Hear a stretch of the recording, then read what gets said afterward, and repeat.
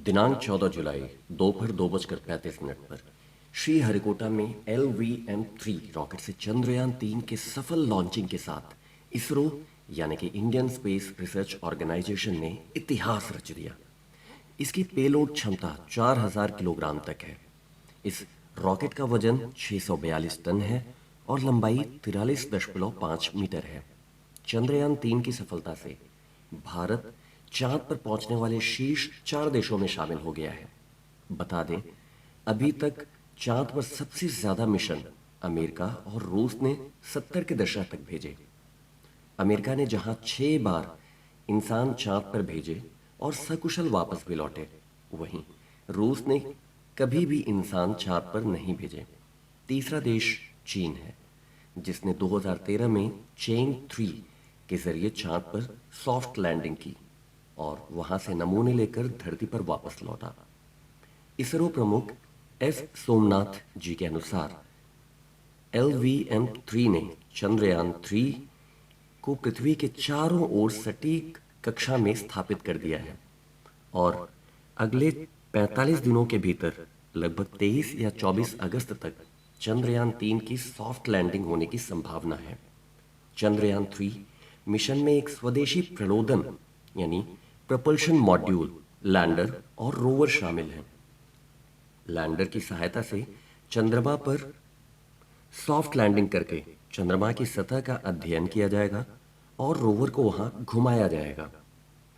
चंद्रयान 1 के जरिए भारत 22 अक्टूबर 2008 को चांद के ऊपर पहुंचा था, जिससे मिले आंकड़ों से नासा के वैज्ञानिकों ने इस बात की पुष्टि की थी कि चंद्रमा पर कभी पानी था। 22 जुलाई 2019 को चंद्रयान 2 का प्रक्षेपण किया गया, जो चांद के सतह पर उतरते समय हादसे का शिकार हो गया। इस सिलसिले में भारत 14 जुलाई 2023 को चंद्रयान 3 के प्रक्षेपण से 23 या 24 अगस्त तक एक रोबोटिक उपकरण रोवर को चंद्रमा की सतह पर उतारेगा और वो 14 दिनों तक, जिसे हम एक चंद्र दिवस भी कहते हैं, तक वहां जानकारी एकत्र करेगा। आपको बताता चलता हूं, बहुत खास है ये अभियान। क्यों खास है? क्योंकि भारत का चंद्र अभियान कई मायने में महत्वपूर्ण है।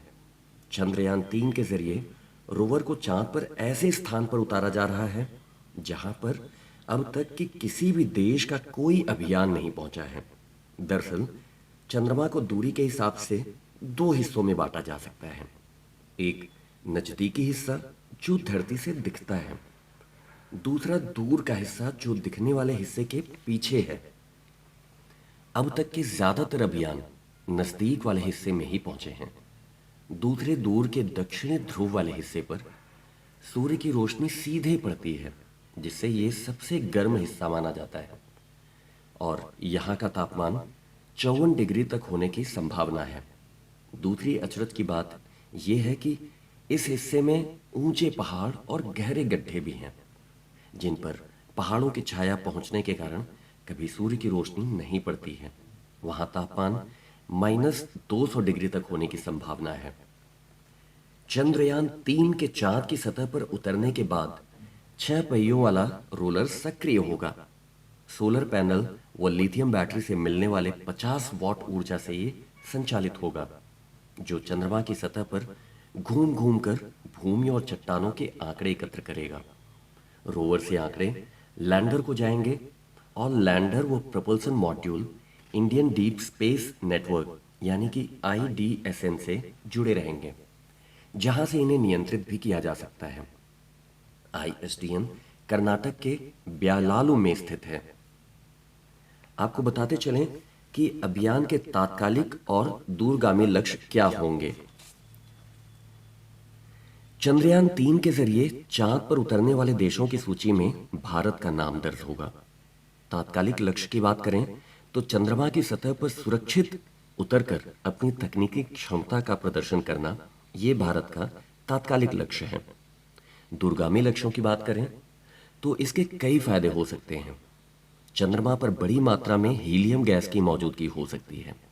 इसके अलावा कई और बेशकीमती खनिज हो सकते हैं। जब धरती पर ये खनिज खत्म हो जाएंगे तो चांद से इन्हें लाने की बातें अभी से की जाती हैं। हालांकि आज ये बात अटपटी लगती है, लेकिन वैज्ञानिकों का मानना है कि ये असंभव नहीं है। अंतरिक्ष पर्यटन बढ़ता है तो भारत भी अग्रणी भूमिका निभा सकता है। वहां 7 धातुओं को भी खोजा जाएगा।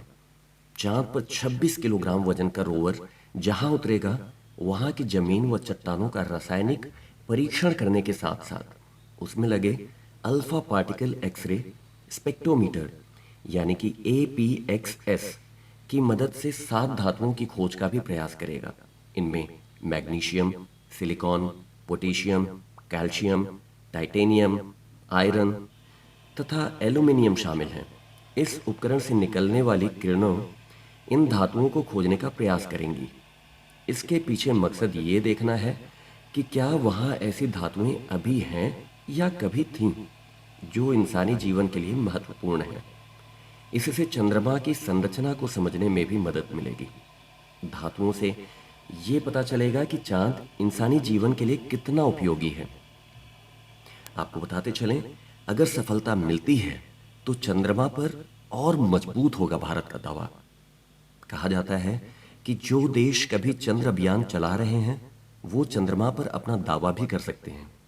इसलिए यदि ऐसा कोई दावा होता है तो भारत का पक्ष भी उसमें मजबूत होगा। जिस प्रकार अंटार्कटिक में भारत मजबूती के साथ अपनी उपस्थिति दर्ज कराए हुए है। इसके अलावा भारत ने अंतरिक्ष क्षेत्र में कई सुधार किए हैं और जब वो सफल होगा तो देश को मजबूती मिलेगी। उसे सार्वजनिक निजी भागीदारी यानी PPP के लिए खोला जाता है। निजी क्षेत्र को उपग्रह लॉन्च करने, लॉन्चिंग सुविधाएं स्थापित करने तक के अवसर दिए जा रहे हैं।